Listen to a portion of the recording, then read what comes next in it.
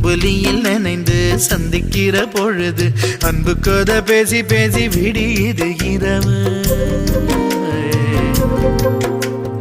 ஏழு கடல் தாண்டித்தான் ஏழு மலை தாண்டித்தான் என் கருத்து மச்சான் கிட்ட ஓடி வரும் மனசு.